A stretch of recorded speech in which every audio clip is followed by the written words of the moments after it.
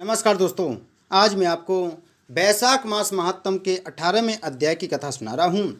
श्रुतिदेव कहने लगे कि बैसाख मास की मेष संक्रांति में जो प्राणी प्रातः स्नान कर भगवान की पूजा करके भगवान की कथा सुनता है वह मनुष्य वैकुंठ को जाता है, परंतु जो होती हुई कथा को छोड़कर चले जाते हैं और नहीं सुनते वह घोर नरक में जाकर पिशाच योनि प्राप्त करते हैं। यहाँ पर एक हम प्राचीन इतिहास कहते हैं। प्राचीन काल में गोदावरी के किनारे ब्रह्मेश्वर क्षेत्र में ब्रह्मनिष्ठ परमहंस दुर्वासा ऋषि के 2 शिष्य रहते थे। उनको कभी किसी से कोई इच्छा नहीं थी। भिक्षा में जो कुछ मिल जाता वही खाकर निर्वाह कर लेते और पर्वत की गुफा में पड़े रहते। इन दोनों का नाम सत्यनिष्ठ और तपोनिष्ठ था।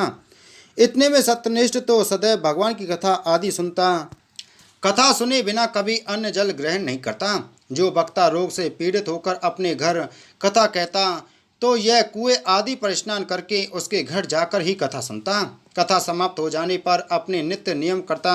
इस प्रकार वह सत्यनिष्ठ ऋषि उपनिषदों का यही निश्चय करके सदैव भगवान की भक्ति में तत्पर रहता और सदा उनकी कथा श्रवण करता। दूसरा जो तपोनिष्ठ था वह अत्यंत दुराग्रही एवं कर्मनिष्ठ था।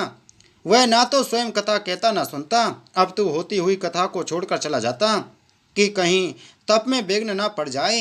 श्रोता और वक्ता के पास भी वह नहीं जाता था। वह दुर्बुद्धि इसी प्रकार अपना समय बिताता, हरि कथा कहता न सुनता। जब वह मृत्यु को प्राप्त हुआ तो कथा के दुराग्रह से छिन्न कर्ण नाम वाला बलवान पिशाच समी के वृक्ष पर हुआ।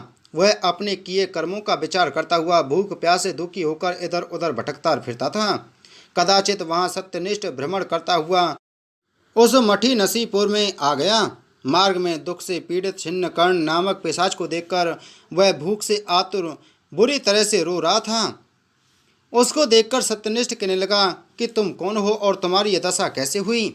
यह सब कहो, अब तुमको दुख नहीं होगा। सत्यनिष्ठ के ऐसे वचन सुनकर अत्यंत व्याकुलता से वह कहने लगा कि हे प्रभु, मैं दुर्वासा का शिष्य तपोनिष्ठ नाम वाला यति हूँ। अपनी दुर्बुद्धि के कारण महात्माओं से विष्णु कथा कर्मों के लोप हो जाने के भय से कभी कथा नहीं सुनी और न ही कभी कथा सुनाई। इस घोर कर्म से मेरी मृत्यु हुई और छिन्न कर्ण नाम वाला पिशाच होकर इस वन में दुखी होकर भटकता फिरता हूँ। रास्ते में तुमको जाता देखकर ऐसा प्रतीत हुआ कि मेरे भाग्य फिर गए हैं। आज हरि मुझ पर प्रसन्न हैं जो आपने मुझे दर्शन दिए। इस प्रकार रोकर और त्राही त्राही ऐसा कहकर वह सत्यनिष्ठ के चरणों में गिर पड़ा।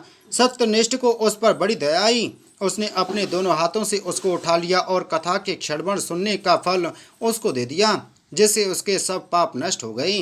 बैसाख मास महात्म 18वां अध्याय संपूर्ण। बोलो बैसाख मास महात्म की जय। बोलो विष्णु भगवान की जय।